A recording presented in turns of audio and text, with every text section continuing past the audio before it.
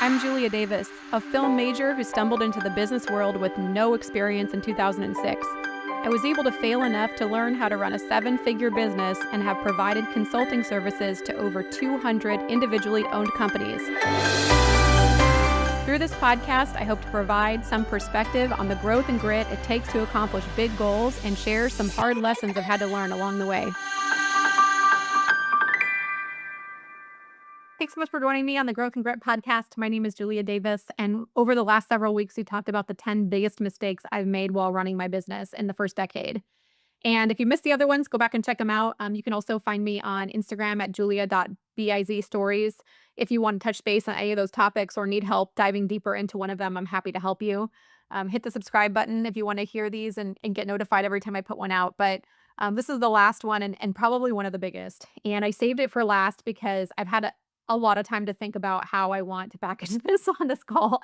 Um, One of the biggest mistakes, probably the biggest mistake that I made while running my business is not trusting the advice of experts and instead insisting on doing it my own way. Um, this is a lesson I had to learn over and over and over. And, I had all these creative ideas and creative original thoughts, and I was convinced. I convinced myself in my own stubborn way that I was going to be able to figure it out more efficiently or better than whatever advice I was getting. And my advice, if you're like this, if you insist on doing it your own way and don't like to listen to others, let me save you from yourself in this episode because this is what I would recommend because I don't want that creative spark to go away from you and I want you to be able to feel like you know what you're doing. But if there is an expert in your field, whatever it is, real estate, product development, whatever it is, listen to what they're saying and try their way while you develop your own. So implement their advice, do what they're saying to do.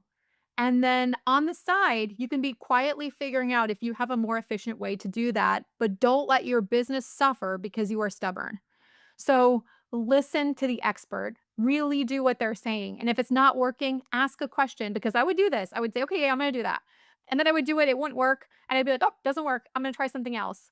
What I didn't realize is I wasn't applying what they were telling me to do in the way it was intended. So instead of asking any follow up questions, I would just bail on the feedback. I'd be like, you know what? I tried it, didn't work. Versus saying, okay, this is how I'm doing it. Am I doing it correctly or am I doing it wrong? Because I'm not getting the result you're getting. And as I've gotten older and smarter, I've learned to follow up and say, okay, I'm doing this, but it's not working. So help me figure out what piece I'm missing to be able to make it work how you make it work. And by doing that, I was able to actually turn things around in certain areas. So this is my feedback for you. If you suffer from this toxic mentality that you know everything like I did, listen to an expert. If somebody's better than you at something, whether they're newer, whether they're not newer, it doesn't matter like where they're at in the industry. I listen to an 18-year-old about TikTok, right? Because I know nothing about TikTok. If they're like, do this, I'm like, okay. Because they're the expert. They live it. They're in it every day. And I'm not like, well, I'm older than you. I should be able to do TikTok. It's like I have known nothing about it. So you tell me what to do and I will do it. And if it's not working, I will ask again or figure it out. But I'm not going to have all these original thoughts of what I think I need to do because I have no clue. So that's my advice to you is if you're making this mistake where you feel like you know better than experts or you get expert advice and you kind of implement it at 50% because you have a theory about how you could do it differently, keep that theory. Don't throw it in the trash can, but do what they're telling you to do and follow up and maybe do a little side project with one or two people on your way and see if it actually is better.